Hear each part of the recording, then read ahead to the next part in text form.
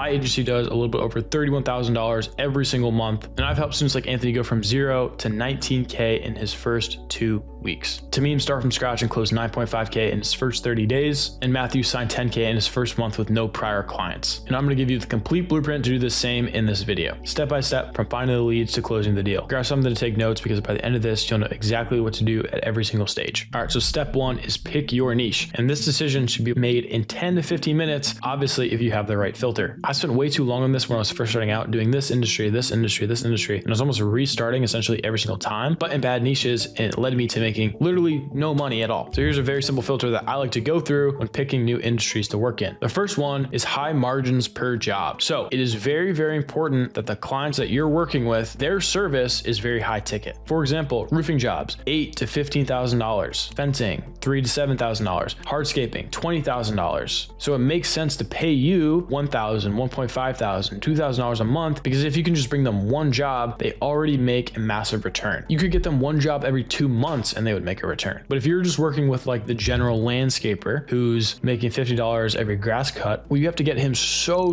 much work just to make him even break even. Or like a dog walker, for example, or like a barber shop or a salon. I got my haircut for like $45, right? If I were to work with him, I would have to get him so many haircuts just for him to even break even on the money that he's spending with me. The next thing is that they're already spending money on marketing, even if the marketing is failing. Maybe they're on some sort of website like Angie's List and they're spending money on leads and they're getting like shared leads with low quality, or they're paying their nephew to run their social media page, or they're paying some foreign person to manage their Google My Business, or they invested in some sort of random person who made them a website and it didn't really work out in their favor. Regardless, it shows that they're actively trying and they actively understand that marketing is important to grow their business. Okay. I don't like working with the 6-year-old contractor who's telling me that, oh, I built my business off of no marketing, because that's not a flex, right? If you built your business with marketing, you probably would have made a ton more money. At that age, they have so many limiting beliefs around growing their business with marketing and all that stuff at this point. So it's not even really worth it for me. I like going after the younger guys who understand that we're in a digital age and you need to be constantly promoting yourself. There's a lot of competition out there and you need to be better than everybody else in your specific space. But a lot of people, again, they're not doing marketing. And if they're doing marketing, they're not doing it well. So all we have to do is just explain why we're different, why what they're doing is not working, and why they should go with us. Another thing that I like to do is I like to make sure that there is enough volume in these industries. That way I never run out of potential prospects to work with. Like for example, landscapers. Obviously there's a lot of landscapers that we can't work with, but regardless, there's over 600,000 landscapers in the US alone. And say that I'm charging $2,000 a month. Well, I only need 15 clients to make $30,000 a month. And that's only 0.002% of the actual market. And guess what? I feel like I can manage that. And then the last thing with picking a niche is that I'm able to actually talk to the decision maker. This is very, very important, because if I'm calling people like dentists or like chiropractors or just people in general, maybe even like salons or restaurants or pharmacies or something random, a lot of those people, they have some sort of receptionist or somebody that's their specific job is to pick up calls and take information and relate to the people that they need to relate to. But those people, they don't have the power to make the decisions to invest in marketing. So if I call them and then I have to explain, I have to get around them, I have to be like, hey, listen, give me the owner. They're like, oh, well, I'm taking the notes for the owner, and they're just being annoying overall. Well, it's going to make me really, really hard to do outreach at a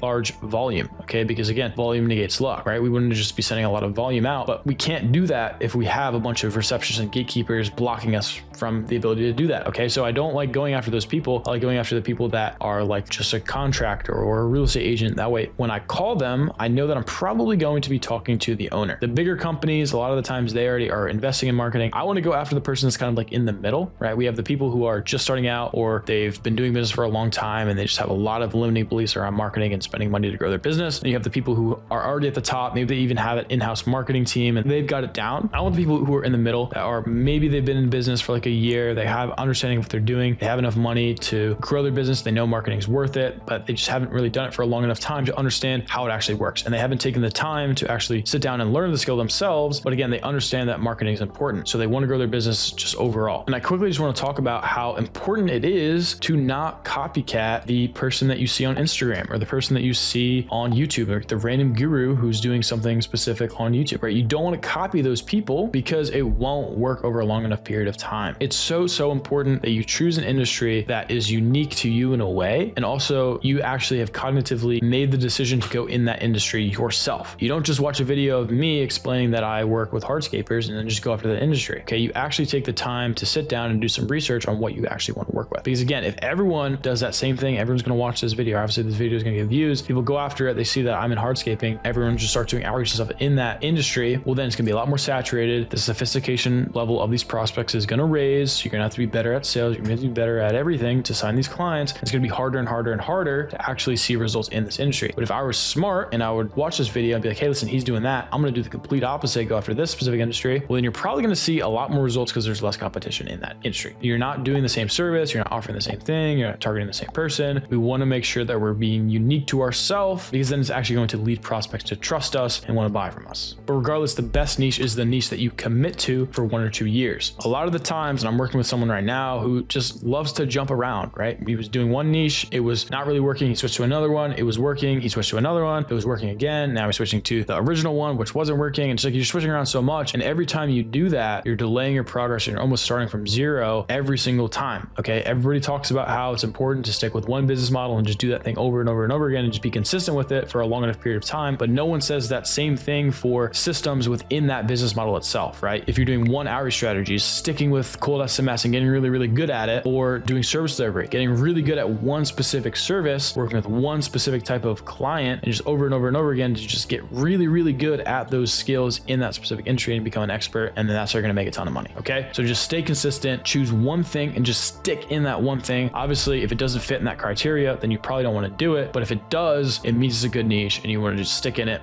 and just see it out in the long term. You're probably going to make a lot of money. Okay. Everything I'm walking through in this video, the outreach scripts, the ad systems, the sales frameworks, I give away for free inside of Simple Scale. All you have to do to get access is to start a free trial on the software that I use to run my agency. And you can get access to literally everything, get access to me, coaching calls, a community, everything you could possibly need to actually see success within your business. I only make money when you succeed. The link is in the description, but let's keep going. So step 2 is actually build your offer. When I was first starting out, my offer was very, very confusing. I was doing a lot of different services. I was doing like social media. I was setting things up in GoLevel. I was doing their Google My Business. I was setting up their website, chatbots, all kinds of different things. And it was just so many different services that was actually confusing my prospects and the people that I was talking to. Once I switched to one simple offer with paid ads, AI on the back end with simple follow-up to help my clients convert the leads better, and a very simple flat retainer, that's when I actually started to see results. Not when I was doing a ton of different services, a ton of different price points, with a bunch of different industries, but they got very, very simple with what I was doing. That's when I actually started to see the results. Now, when you're first starting out, I love to tell people in the beginning to start with low ticket monthly stuff. Okay. Don't just go off the bat to selling $1, $2, $3, $4, $5,000 a month or whatever it is, because it's really hard to sell that. And you don't really have any proof of concept or conviction that you can actually get those results that you're talking about. But if you start out with some low ticket service, maybe like a website, and you're charging $50, $100, $200 a month for it, you're actually taking the time to understand your industry. You're servicing a client. You understand the sales process to sell that client, and you actually understand how to fulfill for a client. You get a little bit more confidence. You have enough money to pay for the software expenses and to run your business, and you're not acting out of a place of lack. If you have no money and you're spending money on your business and you're trying to sign a high ticket client, but it's going to take a lot longer to actually do that, well, then in that time period, you're spending money. And again, you don't have any money. You're acting from a place of scarcity. We don't want to do that. We want to be abundant, especially when we're in business. Okay. If we're scarce and we need to sign a client because we need to pay for our GoLevel, well, then our prospects are going to be able to sense that and going to come across as needy, and they're not going to want to close. But if we hop on the call, we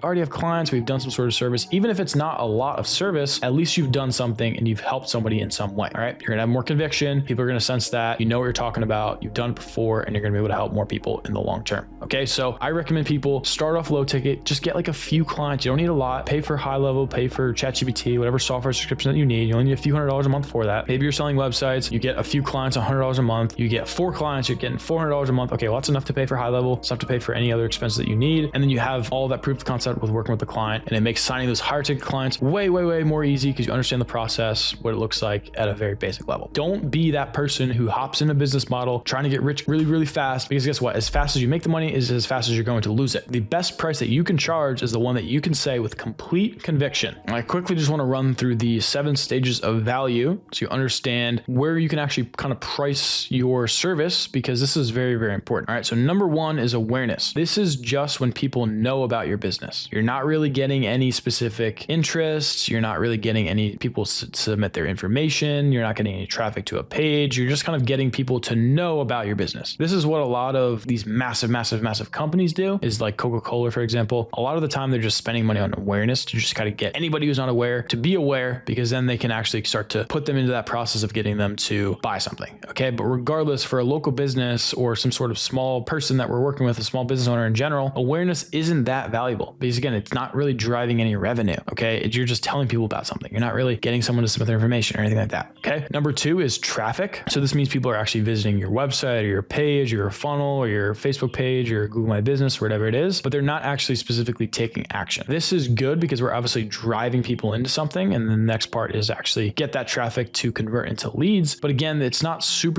valuable because we're not actually generating any sort of result for the business owner. Next thing is leads. Now this is getting a little bit better because we're actually collecting people's information who are probably interested in a service with our client. All right. Their name, their number, their email, whatever it is. If someone's giving us that information, chances are they have some sort of intent to get that service done, right? To get that haircut done or to get that outdoor concrete job done, right? That patio done, whatever it is, get that roof done. Okay. These people are submitting their information. Although they might not actually turn into anything, we can still collect information and then use that in the long term and kind of have them in our ecosystem, right? A lot of those leads will then turn into appointments, right? And there's a difference between just leads in general and then qualified leads. Okay. A lot of people, they struggle with not getting enough qualified leads, right? Specifically contractors. Maybe they're working with Angie's List and they're getting leads, but the leads, they're not very responsive. They're shared leads, right? It's being sent to a ton of other contractors and the lead quality is very low. Qualified leads is a lot more valuable to business because it's, again, people with intent. They know what they're looking for and we're collecting their information, right? But regardless, the next thing is appointments or estimates or whatever it is. This is where real value actually starts to happen, okay? Because if you schedule an appointment, all you have to do is go into that in-person estimate or have that person come to your place. And all you have to do is, again, just sell them on it, okay? You already have more intent. They've taken the time to actually schedule an appointment with the business, right? Even your own business. And that shows more real intent to actually work with them, okay? The next thing is show. So obviously you can get appointments booked, but a lot of the times you might not be able to get people to actually show up, right? Or an estimate ghosts you or something like that. So showed appointments is obviously more valuable than non-showed appointments, okay? And then after that, we have close. This is where money's actually specifically made. A lot of times pretty industry standard to get around a 20% close rate on all of that stuff. So if you get appointments and you get showed appointments, it's kind of average to have about a 20 to 30% close rate on those showed appointments in most industries, right? In the agency space, when you're working with local businesses, that's kind of just business average is 20 to 30% close rate. Regardless, if we can get business owners to close and maybe we're charging a revenue share, well, obviously we have our drive to get clients closes and that's going to be super valuable to a business. And then obviously the last one is repeat purchase. This is by far the most valuable thing that you can provide a business is the recurring revenue. As a business, it's really hard to make a ton of money on the upfront because that's almost just kind of going into signing the next client. The majority of the actual profit when running a business is from when you get a client to stay with you. So you can obviously relate that to yourself and also relate that to your clients. There's a few different things you can do to get repeat purchases for yourself and your client, obviously. Regardless, it all just comes down to delivering a really solid service and providing a service that is recurring. If you're selling one-offs for yourself, for example, you're just selling people to pay you $3,000 up front and your service delivery is really bad and you're going to lose those clients. Well, you're going to be in a really stressful game. Your clients are going to hate you and you're not really building a business. You're making money. Okay. And that's not going to be sustainable, right? I built my business off of that and it didn't work out for me. So I highly recommend that you take the time, even if it's a little bit slower, in the long term, you will make way more money way faster if you take the time to do really good service delivery and build a strong business. Okay. And on that topic of strong businesses and starting them strong is I want to go back to that like low ticket stuff. Like that's what I did when I was first starting out. I literally started selling low ticket websites. We got to $1,000 a month recurring. We were able to use that money for business stuff and also put that money into ads to then get more high ticket clients. And it was just kind of a compounding effect. All right. So I highly recommend starting out low and building a very strong business. All right. Because that's ultimately what's going to give you that freedom that you're looking for. So step 3 is actually getting leads and booking appointments. All right. This is very important. This is one of the most important things. And beginners, for some reason, that they like to build a website and focus on setting up their social media page when in the end, getting you to the result that you want to be in, this is all that matters. Getting prospects interested and booking them into appointments and closing those deals. All right. So cold calling is by far the fastest way to get a client, especially if you're doing some sort of low ticket service. Even high ticket services, depending on how you actually price your service, is by far the fastest way to get results and to get clients. This is one of my biggest regrets when I was initially starting out by myself was I was pushing this off so much much because it was just so painful. And obviously that's just kind of something that happens with cold calling, because in our brains, we look at that as painful because of rejections, right? When you're cold calling, you're going to get rejected. That's just a part of the process. As humans don't want to get rejected. When you get rejected, your life isn't changing at all. But if you get a yes and someone approves you, that actually could be life changing. All right. So don't look at this as negative at all, because every time we get a no, it just gets us closer to a yes. When I'm calling, I have 4 tabs open. I'm not watching YouTube. I'm not scrolling on Instagram. I just have my script, my dialer, my leads, and my booking link. That's it. All right. I'm very focused on the task at hand. When I'm talking to my prospects, I genuinely am curious and I actually want to understand where they're at, where they're trying to go. And I just want to help them. And I can't do that if I'm, scrolling on Instagram Reels as I'm talking to a prospect, like a robot reading through a script that I found on YouTube, talking to a prospect, playing Clash of Clans as I'm doing it. You're not going to see the results that you're looking for. I want to use an example that I like to talk about. It's a more extreme example, but you say you do 200 cold calls, okay? And you have a 5% booking rate. That's about 10 people that you booked meetings with. Say you get about 50% of those people to actually show up to the call. You have 10 meetings, 50% show up rate. That's about 5 actual meetings. Say, for example, that your price point is $4,000. At a 20% close rate, which is just one client, $4,000. So out of those 5 people that showed up, you only closed one of them, 20% close rate on $4,000. That averages out to all those 200 calls previously were about $20. Again, this is a very extreme example, but it proves my point that every single call, no matter if it's good or bad, is making you money regardless. Okay. So give it a long period of time, stop focusing on the outcomes of things, just do the inputs and you'll see the results that you're looking for. And so here's kind of how I like to structure the cold calling script framework. This is very proven among agency owners that I know, people that have helped, agency owner friends that I have. This is what it looks like. The reason I'm not giving you a full-on script, I have that in simple scale, but regardless, the framework is so important because you need to understand why you're saying what you're saying. Again, if you just look on YouTube and find some sort of random script that you found and then copy it, well, you don't know what you're saying and why you're saying it, and it's just not going to work because other people are copying it. All right. So the reason I give you a framework is because you can actually make it unique to yourself. So the first part is pattern interrupt. So for example, name, I have some good news or some bad news for you. Obviously, this is a very commonly used pattern interrupt. You can probably see it a lot on Instagram. So it probably doesn't work anymore, but it proves the point. You need to be different when you're initially having that first touch point on the call. Okay. Because when you're sounding the same as everybody else, prospects will subconsciously categorize you with everybody else. And that is not a good thing, right? Because when they categorize you with everybody else, again, subconsciously going to tune you out and not even listen to what you have to offer. So sound different, have some sort of different initial message. Okay. Next thing is permission to pitch. Was this the absolute worst time to talk? Can I get maybe 30 seconds? Could you give me 30 seconds? If no, you throw your phone out the window, whatever it is, right? Just some random thing. Regardless, we want to get some permission to actually pitch. Okay. So it makes them feel like they're in control, even though we want to hold frame on the call. It makes them feel like they have the kind of control. Okay. They give you permission. They're more likely to actually listen to you. Okay. If you just start spewing shit to them on the call, they're not going to listen. All right. Then we have pitch part 1. So explain what you actually do and sound different, relatable, get specific, and paint a picture for them. One thing that I love to do is I have the dream outcome for them in their current situation. So a lot of the people that I talk to, they have some sort of dream outcome that they want.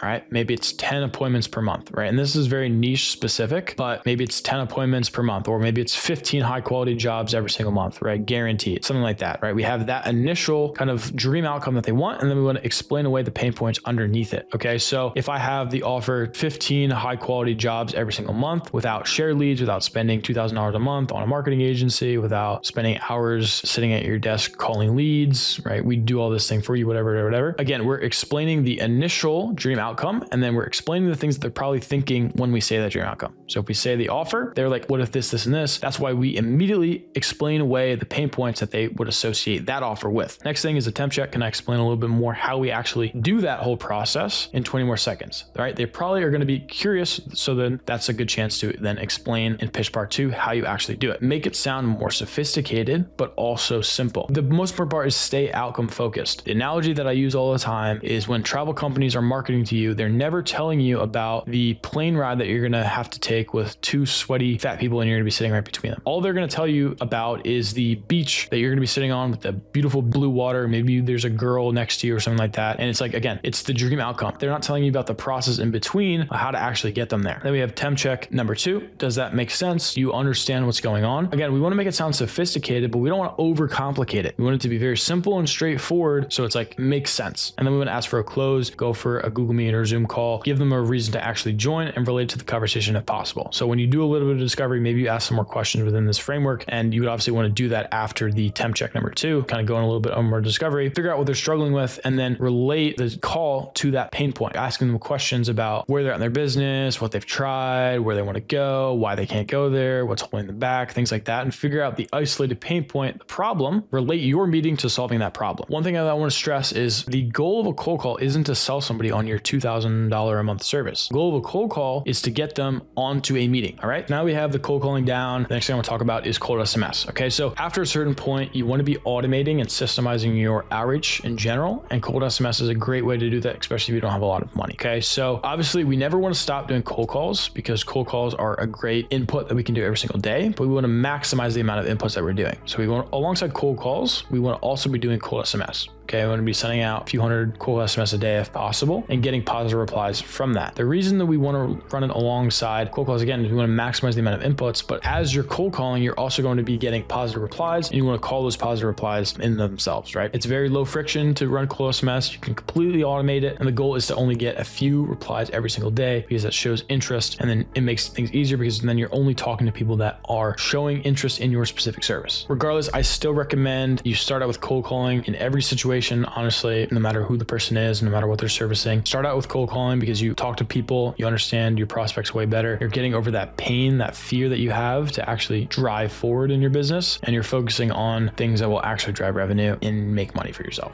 Okay. After all of that stuff, after cold calling, cold SMS, when you have a few clients, maybe you've signed a high ticket client and you just have more capital, I highly recommend running paid ads because by far the most easy way to scale really high in your agency, but also book a ton of meetings. So I quickly just want to show you what my actual ad account looks like because I can show you, I'm literally running ads right now and I'm booking meetings for a few dollars. Okay. So this is one of the actual campaigns that I'm running. We're inside the ad set. I'm only running 2 ad sets right now at $20 a day. So it's very cheap, but look, for one of my specific industries, I'm booking $4 meetings. Okay. It says per lead form, but that's just what Facebook says at this time. It's actually meetings. So when somebody schedules a meeting, it's costing me $4. The cost for you to get a qualified prospect to sit down with you is going to be cheaper with paid ads compared to cold SMS. Yeah, you might be spending more money on paid ads, but you're getting more qualified prospects, so you have more of a chance to actually make money. All right. Now, what would you rather do? Would you rather not make a ton of money or would you rather make money? All right. It's a very simple thing to do, but regardless, I recommend paid ads for everybody starting out. It's not a scary thing. It might be scary when you first start because you're spending money. Once you get over that fear, you've literally created almost like an infinite money glitch. I highly recommend it. I'm never probably going to go back to cold outreach. Maybe I'll do it for specific reasons, but there's no really reason to because paid ads are just so good. And I've kind of mastered that skill of getting really good at it. And again, I'm booking meetings for $4.31. That's like less than, I don't even know, like a Big Mac at McDonald's. You know what I mean? Now I want to talk about step 4, which is close deals and get clients. So now if you set up everything correctly, signing clients is easy if you have all of the right stuff before the actual call. And that brings me into value and value videos. I'm very heavy on providing upfront value. And the biggest thing that I like to tell people to do is send value videos. Okay. I'm going to show you right here what the actual structure kind of looks like. What is a value video and why does it matter so much? Okay. So a value video basically is instead of a VSL, because I don't really like VSLs that much because most people know what that is. And VSLs are really about you. Like you're kind of selling yourself, when a lot of the time people are more inclined to listen if you're giving them something and making it about them. You know what I mean? And obviously you can portray that in a VSL, but a lot of people in the beginning can't really do that because they don't have that skill. Okay. So that's the reason we create a value video, because it builds trust, it builds authority, increases your perceived value, and it builds confidence, builds credibility. Okay. So the whole point of a value video is essentially to make a video on how to solve a specific problem that your prospect is struggling with. Alex Hormozi, if you schedule a call with Alex Hormozi at 4 a.m., you will 100%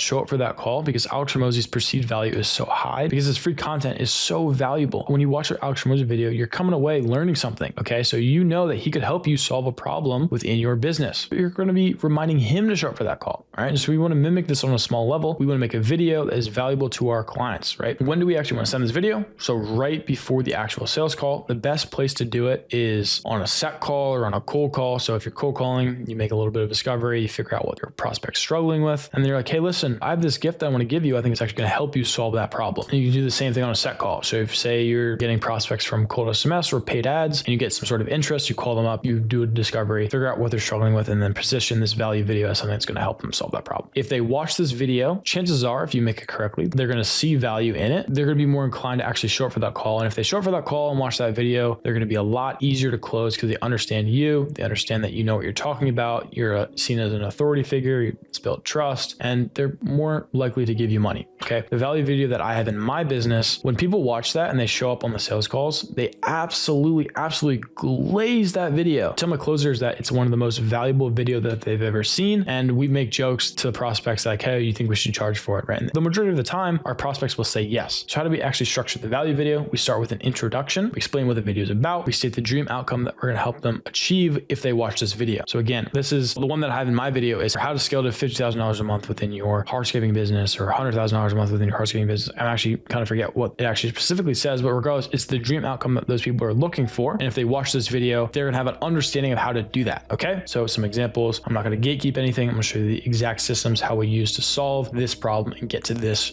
dream outcome. Explain why they should listen to you. Credibility. I've worked with 100+ landscaping companies all across the US and Canada. Share some success stories. We took this person from this spot to this spot, and this is the results that we got them, right? Case studies, things like that, if you have them. And then we want to talk about the current problem that they're struggling with. All right. So we want to address, for example, in the video, you'd be like, the biggest problem that I see with landscapers is that they're getting shared leads or tire kickers. Maybe they're using Angie's List. If they're a real estate agent, they're using Zillow, things like that. We want to address the thing that they're struggling with now.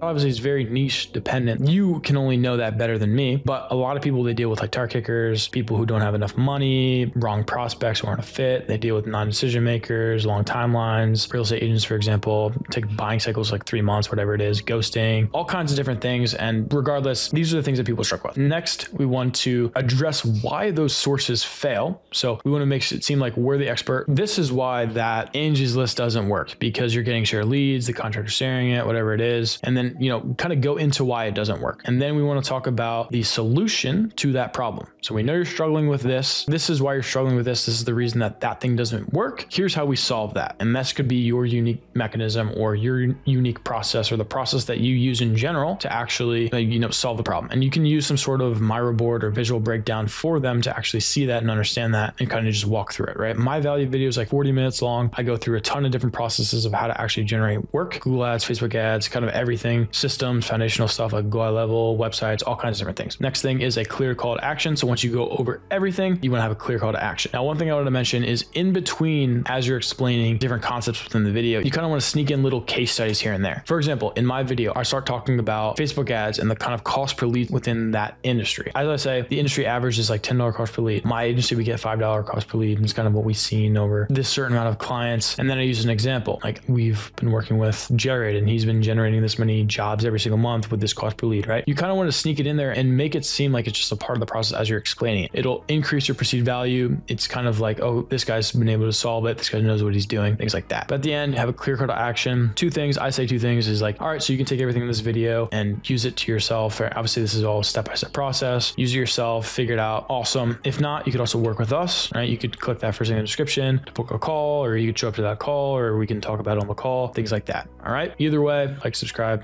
whatever it is at the end of the video as well. I've specifically spent $20,000 in 3 to 4 months specifically trying to solve the sharp rate optimization issue. And now my sharp rate sits about 70 to 80% because of that. And I just want to quickly cover like objections in general on sales calls, because this is a thing a lot of people deal with. And if you do all of the process correctly, and when you're on the sales call, you're doing like the closer framework in the correct way, you understand where the person's at, label them with a problem, you help them see that problem is keeping them stuck, things like that. And then you present yourself as a solution. If you do all that stuff correctly, you really shouldn't get that many objections. Okay. You really shouldn't. If you're showing that you're an expert, you have conviction in your service, your pitch is good, and you've done a really strong discovery, because most of the time objections arise because you did a bad discovery. If you don't do a bad discovery, you shouldn't really get that many objections. And if you do get objections, and mainly are just logistical, and then you can solve those very easily. But if you get objections, most of the time there's some underlying real concern that your prospect has. And so what you want to do is you want to address that concern. You don't want to address, oh, I have to talk to my wife. You want to address why he has to talk to his wife. You know what I mean? And like the real root cause, maybe a lot of it is just uncertainty. He doesn't trust you, things like that. And you want to welcome that skepticism. When somebody comes with an objection, you want to be like, hey, you know, that's a really good thing that you want to do. I understand that. Totally get that. Things like that. You want to make them seem like you understand where they're coming from, because that, you know, disarms them and makes them feel heard in the position that they're actually in. Now, retention is the most important part when it comes to actually building wealth with your agency. Most of your clients will leave, and we call that churn in the agency space, because you're not setting the right expectations or you don't have a really strong relationship. Results and relationships are the most important part when it comes to actually scaling agency long-term and making a lot of money and building that, you know, recurring actual profit for yourself. Service delivery is actually quite easy once you actually understand it. There's not a lot involved. If anything, it could be a little bit time consuming, but even that, a lot of it could be pretty much automated. So your job is to manage the relationship. In my agency, we've had clients where we weren't delivering the best service ever, but once we fixed the expectation setting and the relationship part of our agency just in general, people like that stayed, right? We had a client who stayed. They were getting like break-even results for like 2 or 3 months. They stayed because they actually liked us. We switched up the offer, and then they made $200,000 in revenue in 2 months, right? And obviously they wouldn't have done that if they didn't have a good relationship with us, if they didn't trust us, if they didn't like us, things like that. But in the closer framework, the R at the end is reinforce their decision, okay? And that's not just the sales call. Obviously you want to reinforce that decision on the call, but you constantly want to be reinforcing that decision so they understand that they made a right choice with working with you. The second somebody pays you, no matter what, the second you're talking to your client, no matter what, you're always reinforcing that they made the right decision to work with you, and constantly show them what's next, what the future looks like. You never want to focus on obviously what you're doing now, here and there, but you always want to keep them future focused. You always want to keep them looking in the future. You don't want to be like, hey, listen, like we're struggling now.